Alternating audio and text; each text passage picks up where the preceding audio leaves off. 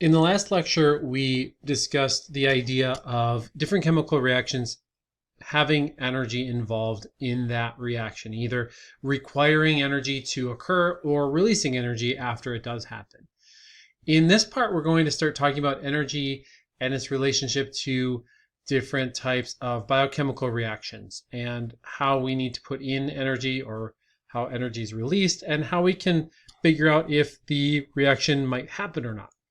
So one of the kind of first ideas I want to bring in here is that if we're talking about biology and biochemistry, we really have to look at where this energy is coming from.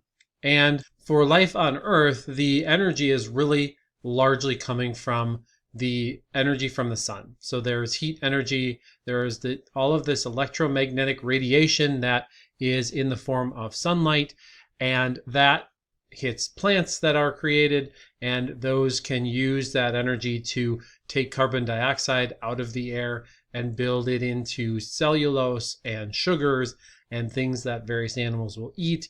Those animals can create more proteins and other things from the environment, and they can do work and they can have body heat, and all of these things are related, but all of the energy that we get to create different structures and things are really coming all from the sun.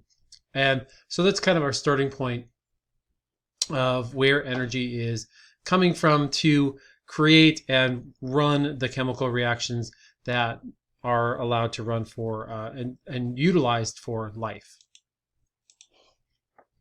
So we're going to think about this and the difference between when we break down a chemical, if we were going to burn, for example, some type of fuel. The difference between that in an explosion, for example, versus something that you would eat to get energy from that. The energy that you eat and the energy that's involved in life has to be released gradually and in a slow and controlled environment, right? It's not going to just be an explosion. We need it when we need it. We also have to be able to store some of that, and we use some of it for body heat as well. So there's a lot of different things that have to be happening in kind of the background. It's not just kind of the environment that we look at in the sense of, a chemical reaction in a test tube, for example. So this idea of thermodynamics was already introduced in terms of chemistry, but with biochemistry, we have a lot of different things that are happening, and we're going to take on food, for example, different types of components of different molecules, and we're going to break those down in our metabolism. They're going to make products. We're going to generate heat. We're going to make energy for our body. So there's a lot of different things that are happening. And we're also going to think about the regulation of these things. So although it's similar, we can kind of think about when these chemicals are released, we have to get a way of releasing them and reducing them. And all of these chemical reactions that we're going to talk about when we get to the biochemistry section, we're going to have to also think about some of these ideas of equilibrium, which I'll get to in a moment as well. So when we talk about heat and energy, that's called thermodynamics. When we talk about chemical reaction rates, that's called kinetics. So chemical kinetics. And this is just a brief introduction to that. It's nothing to get too worried about, but I just want to introduce you to this idea so that when we talk about it later in other chapters, then you've at least been kind of primed for it.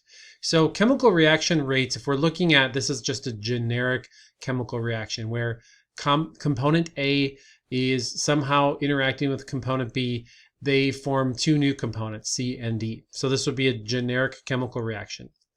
And the rate of that reaction is based on the concentration of the reactants. So A and B, when you have a bracket like this in chemistry, that tells us we're talking about a certain amount of it, a concentration specifically and generally. So the rate is directly proportional. That's this little alpha sign, means it's the same, it's equal to or involving the concentrations of the reactants. So the more of the reactants you have, the faster the chemical reaction goes to C and D. The less of A and B that you have, the slower that chemical reaction will occur. This kind of makes sense if we're thinking about things. If I have a really large room and I have an A and a B kind of floating around in that room, they have to hit each other in order to react and then form C and D. But if I have a bunch of A's in the room and I have a bunch of B's in the room, then there's a higher probability that these things are going to, at some point, randomly run into each other. And that kind of makes sense that the rate is going to be based off of how much is actually there. And this rate constant, this K, this also just kind of describes, this depends on the what we're talking about in terms of concentration. Are we talking about the number of moles? Are we talking about grams? Are we talking about grams per milliliter, grams per whatever? What temperature are we talking about? What other pressures, what other things are involved? So that's why that constant is put in there depending on the situation you're in. But generally, this is the important part, is that the rate is relative to the abundance of our reactants. The other thing we should know, and we'll discuss this later, is that most biochemical reactions and processes are reversible. So once A and B can make C and D, well, these C and D can just in turn, just the same way, they can bump into each other and then go back to A and B. So it just depends on the probabilities and the amounts of each of those there are.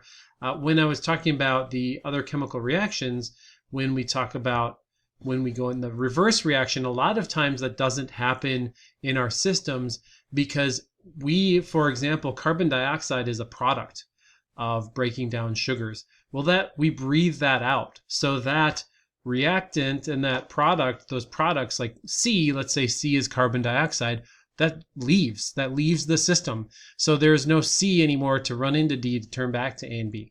That goes away. So that is the way that our body goes about kind of keeping the engine running and the chemical reactions moving forward.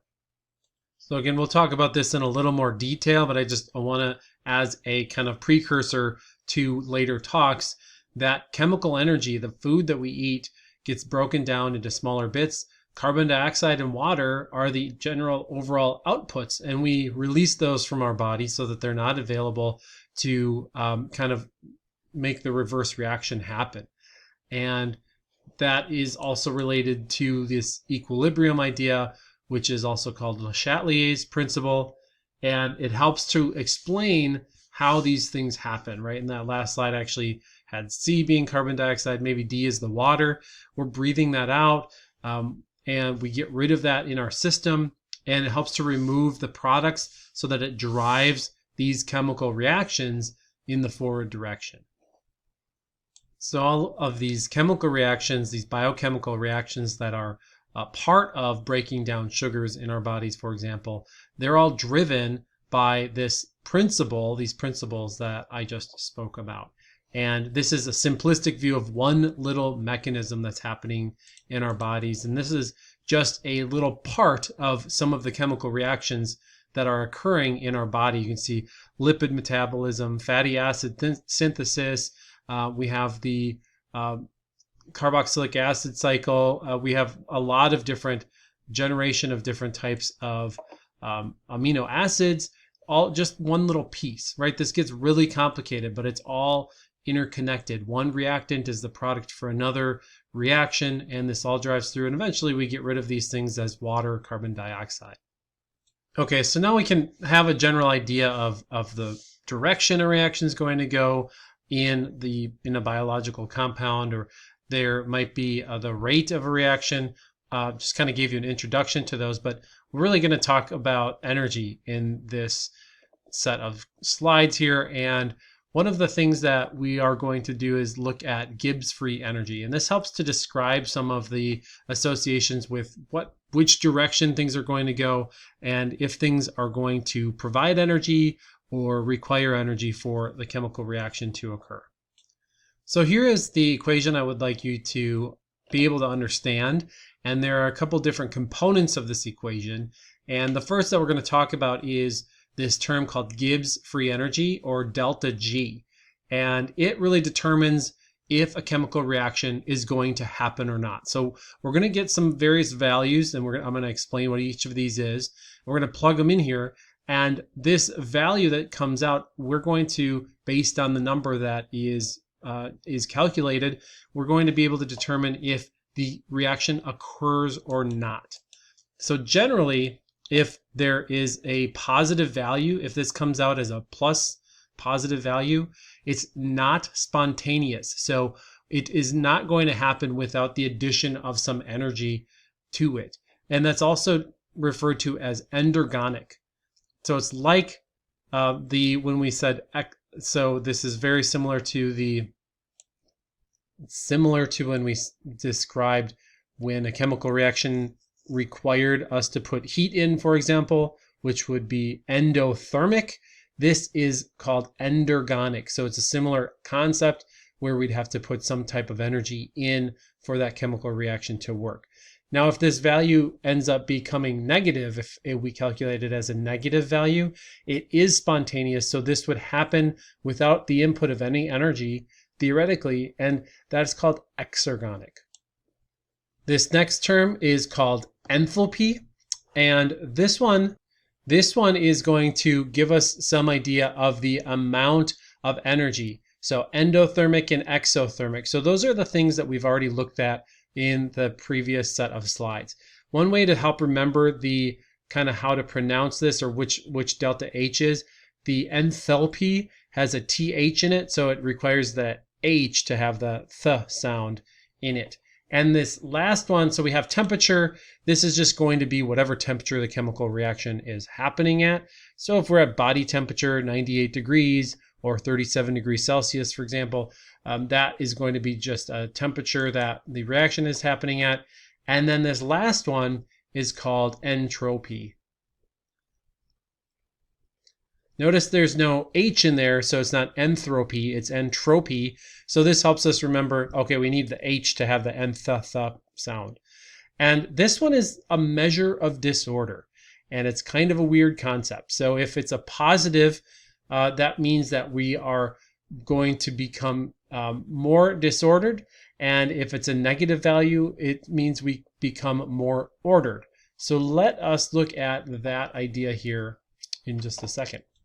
And just before we describe kind of this entropy version, a little in energy part of this, I just want to kind of, again, look quickly at, if we're looking at the above reaction, what factors determine if a reaction is spontaneous?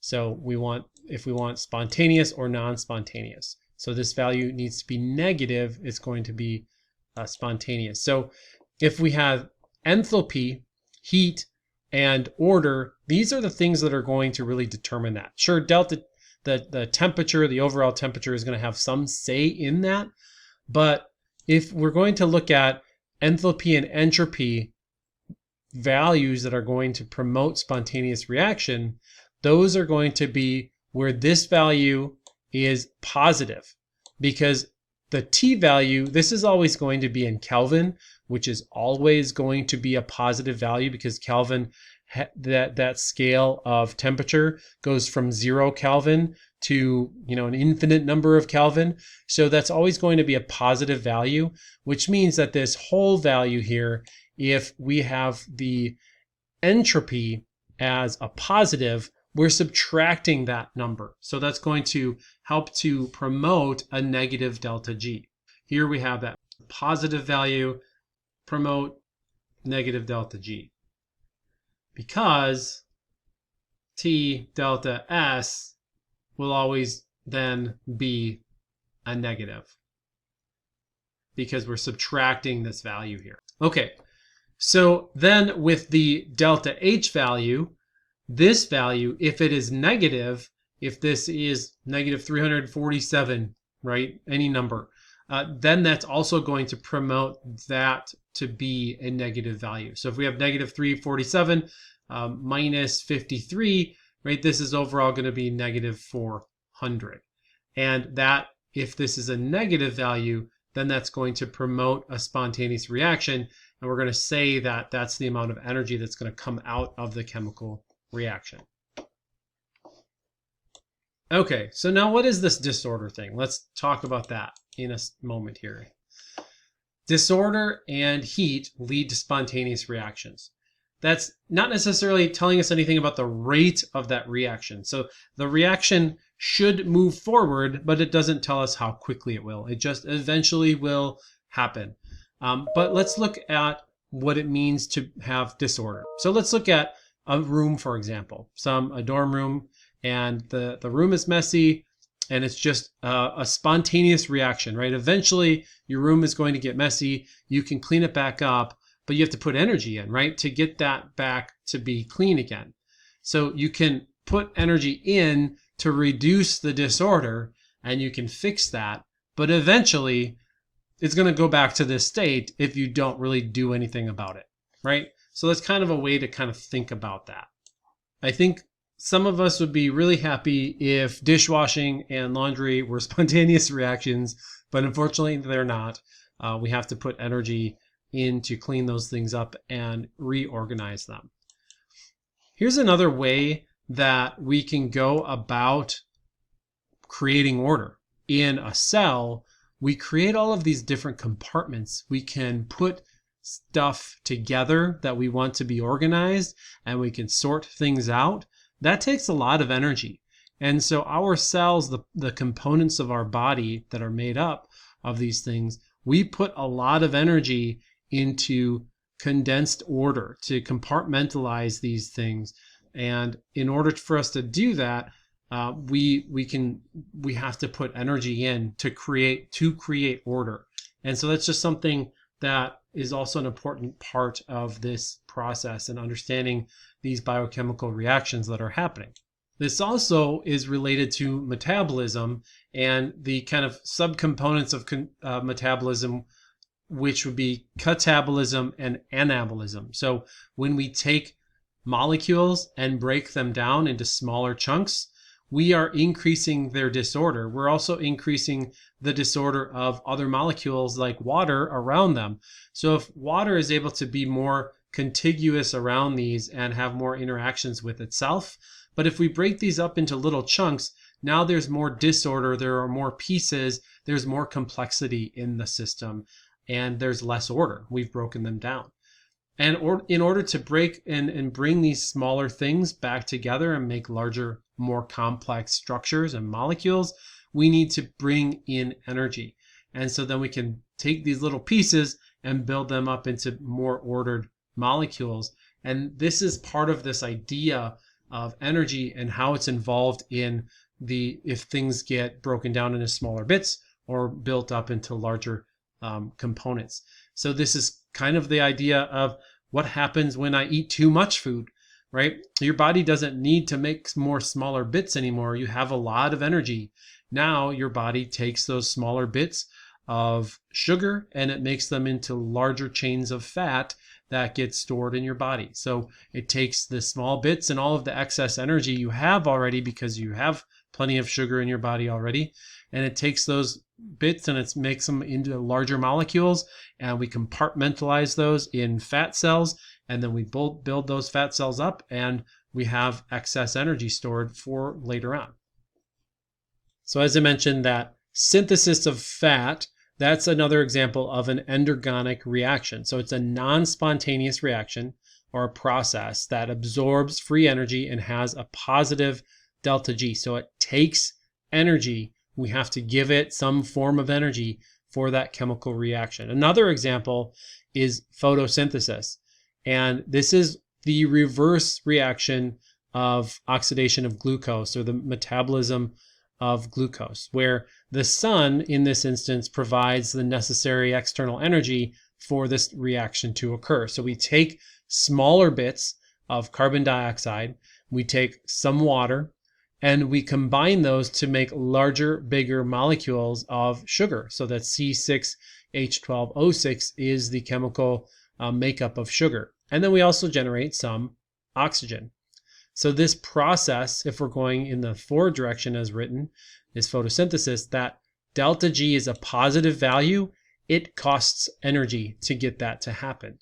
Now, when later the sun isn't out anymore and that plant needs sugar to run other chemical reactions or needs energy, it can use that stored sugar and break it down, and we can then release the energy and then use that energy for other chemical reactions in the system. Or if I eat that plant, I can use that energy for different chemical reactions by breaking it down into carbon dioxide and water. And that process, that breakdown process, is exergonic. It is a negative delta G value. It's kind of interesting. Plants and humans are really the only organisms on Earth that can harness the power of the sun to create molecular order. So this process is essential for life as we know it, and it's the source of the energy that biology uses on our planet. All right, so in terms of Gibbs free energy, this equation here, I want you to tell me if you think the following reactions would have a endergonic or exergonic chemical reaction. So would the delta G be overall positive or negative? So I want you to define that. You should also post your answers for the A, B, C, D, and E if it's a plus or a minus in our Blackboard space. And I just want to be able to see if you guys are following along and understand these concepts that we're talking about. And if not, then I can make a comment and just point out where you might be going wrong. And as a follow-up, just to kind of dig into this idea a little more, I want you to think about this entropy component, this order component, and I want you to think if the following reactions would have a plus or minus for the entropy component. And again, post your answers in our Blackboard answer spot. For food, it's pretty common to use this idea of calorimetry or bomb calorimetry to determine the amounts of energy that are available within different types of food.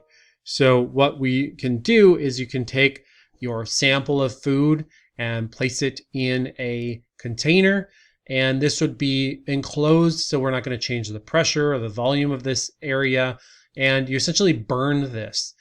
So you have enough oxygen that allows this to be completely consumed, and it burns in this container. That container's in a vat of water, and that water will get heated up, and then the heat is transferred to the thermometer, and we get an average temperature change, and that temperature can be directly related to the amount of energy that's released here. So we can get an amount in kilojoules, or oftentimes that's converted into calories, and that's the way that we can determine the change in temperature, the energy, from one reactant to another. So if we burn these down, because the chemical reaction when I light sugar on fire versus if I'm eating it, it's ultimately the same. The only difference is that I have enzymes in my body that allow that process to occur more slowly and gradually, so I can harness that energy in different chemical ways in my body.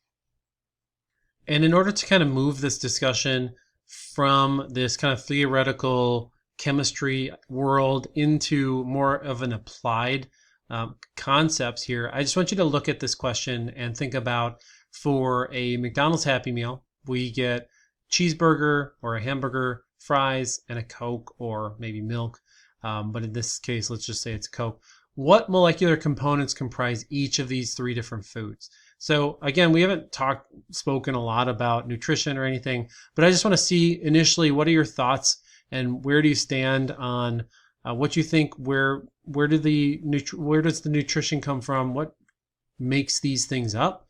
What do you think contributes to the calories in the food that we're talking about in each instance? So I'd like you to think and choose from these different options here: fats, so lipids, carbohydrates or sugars, amino acids or proteins, and then or minerals, salts, vitamins, etc. So where are most of your calories coming from? So I just want you to kind of jot that down, pause the video, kind of write it down first before you move on, because I think you'll just get a better sense as to what's happening and where you stand in terms of your understanding of this kind of on a nutritional level.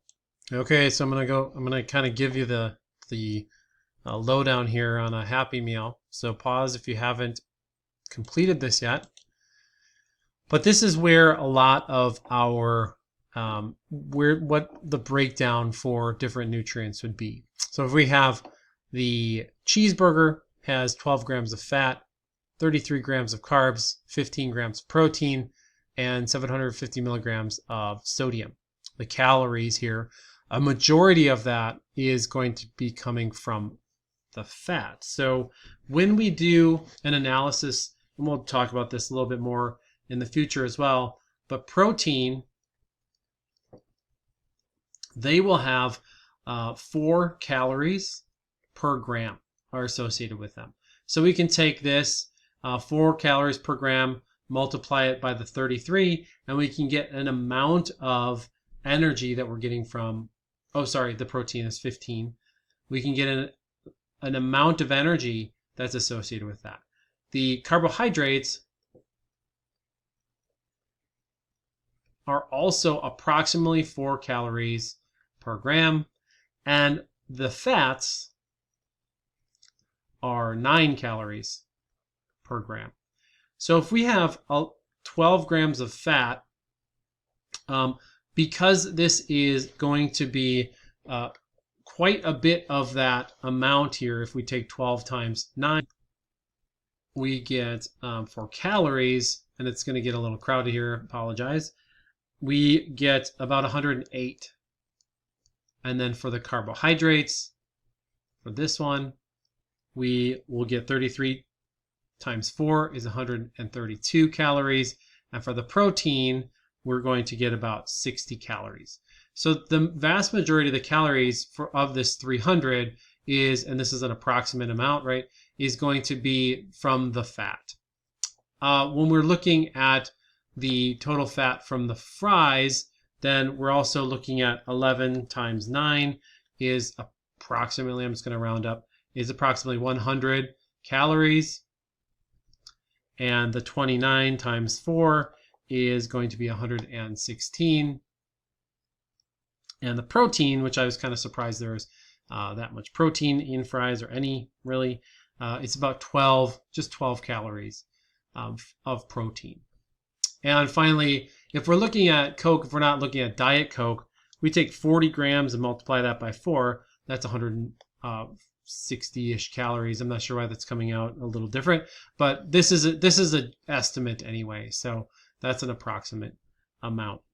So when we do these calculations, we're going to have these values coming out, and we'll talk about this more later, but I just, again, want to introduce this to you, this idea where we a lot of times use calories. This is the same idea as the amount of energy per gram.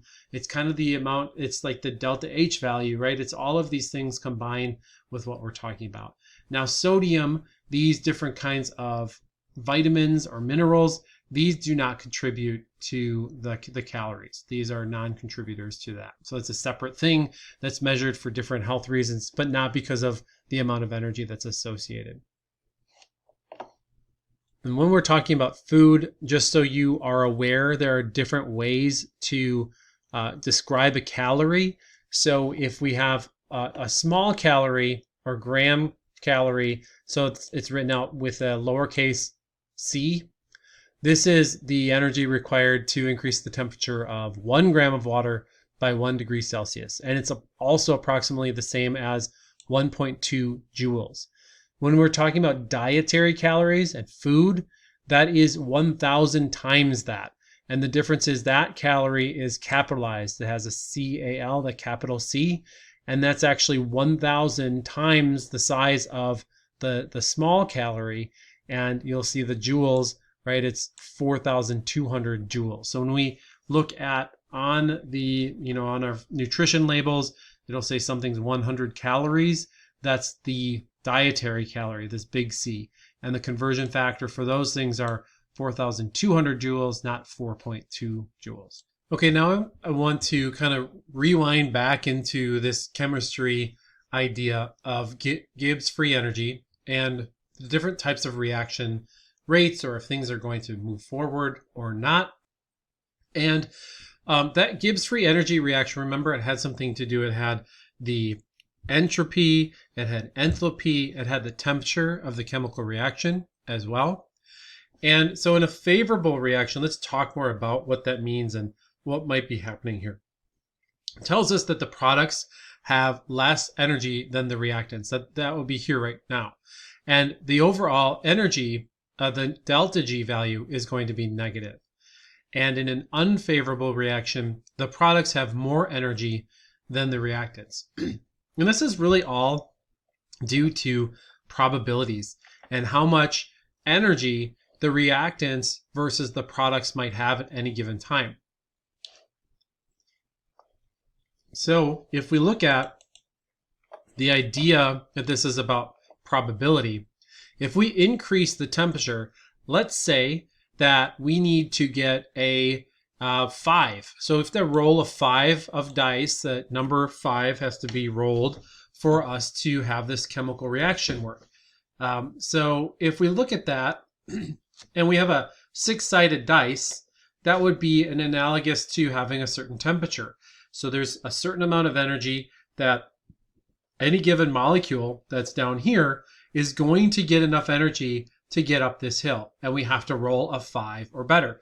Well, the chances are not very good if we have a really low temperature or a low amount of energy, right? Remember we talked about the temperature of a system is the average, gives us an idea of the average kinetic energy. So the lower that is, the less energy that whole system has. Now, as we increase the temperature, there's a higher probability once we get to 10 faces on our dice, half of those molecules are probably going to get to that at any given time and be able to move over to the products. So now if we go into, so as we increase the temperature, we have a higher probability of getting over that initial hump. And this energy is typically going to be involved in breaking some of those early bonds so that we can reform bonds here and then release energy. Now let's go over to this other, the unfavorable reaction. Now this distance is a lot higher. That activation energy is a lot higher for this second reaction.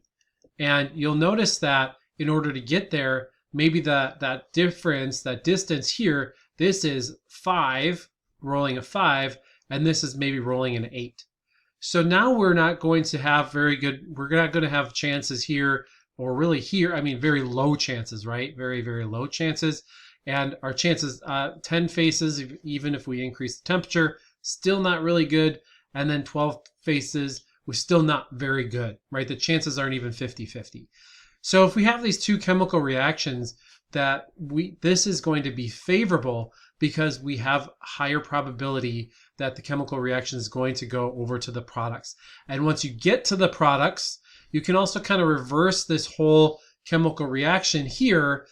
Once we get to the products and they're now reactants for the reverse reaction, getting back over is a lot more difficult. So getting back to the other side, now remember, this is kind of the same idea and the same distance. I need to have 8 units of energy now to get back over to the reactants. So that's even less likely than the forward reaction happening. So this is all based on probability and energy, and this is kind of why these things work out the way they do. And because chemical reactions are based on probabilities, the concentration of the reactants, the temperature, and the pressure will all influence those chances, because as we increase the concentration, there's a higher probability that they hit each other and run into each other. As the temperature increases, we give those molecules more kinetic energy. They're going to crash into each other at higher speeds and allowing the chemical reaction to happen faster. And the pressure does the same thing. It increases their chances of interacting at higher speeds. So those all will influence those conditions. So a lot of times when we're looking to see if something's going to happen or not, scientists set up a set of standard conditions to run chemical experiments at, so that we know if they're going to move forward or not. And then we can adjust those for various conditions, but we have a general starting point anyway. So standard conditions are a pH of 7, a neutral pH, 1 molar concentration for the reactants at 25 degrees Celsius or room temperature, which is also 298 Kelvin. So when we do calculations with the Gibbs free energy equation, we're always in Kelvin. So that value is always a positive for the temperature, and then 1 atmosphere of pressure. So these things are typically how our standard conditions for most chemical reactions, so that we can look at equations and then decide if something's going to be happen or not, or how much energy is going to be released. Just so we're following along and connecting the concepts, I just want you to look at this chemical reaction of the oxidation of glucose shown above. And I want you to tell me if it's endergonic or exergonic, and represented by the diagram in A or the diagram in B. So please post your answers in our Blackboard answer space. And I spoke about this a couple times, but what if we don't need that energy right now?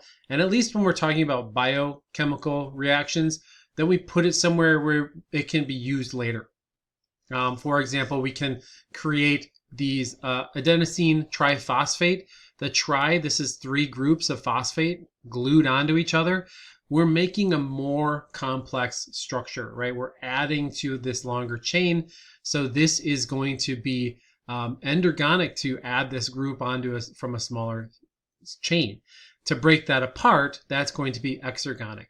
So this is kind of our, it's not really a good analogy, the $100 bill. This is probably more like the 20. It's more common in our bodies to use this molecule as kind of a store, right? The $100 bill is probably more likely like a fat molecule, for example.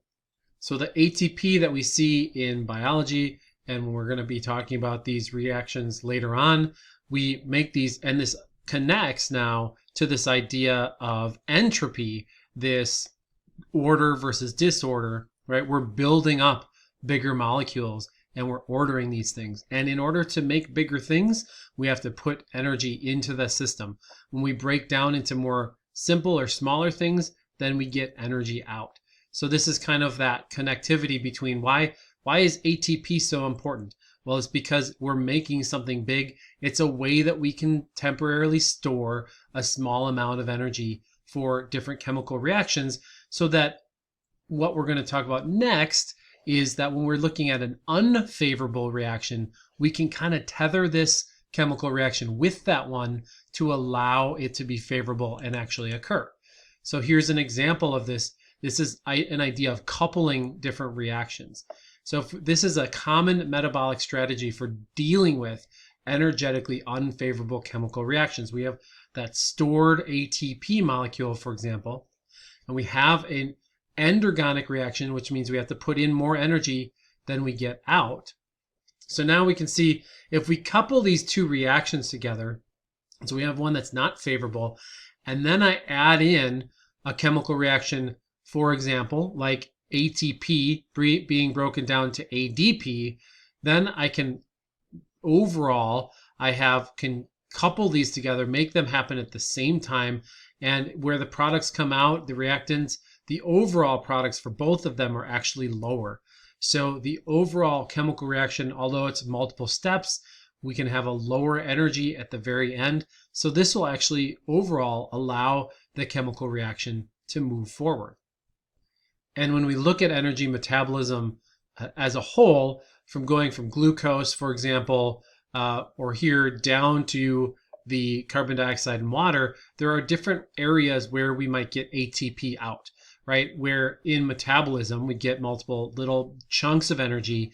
If we just burn sugar and light it on fire, you just get one burst of energy out of that. And the same thing in terms of one possible synthesis, impossible synthesis step. You can't make, sugar in one step from carbon dioxide and water. It takes a lot of little bits of energy that are plugged in order to create that during photosynthesis. So this is kind of the idea that we're going to stop with here, but just to connect these ideas with real life things that we talk about in nutrition and health, and some of the chemistry that we're doing in this chapter as well for chapter 7.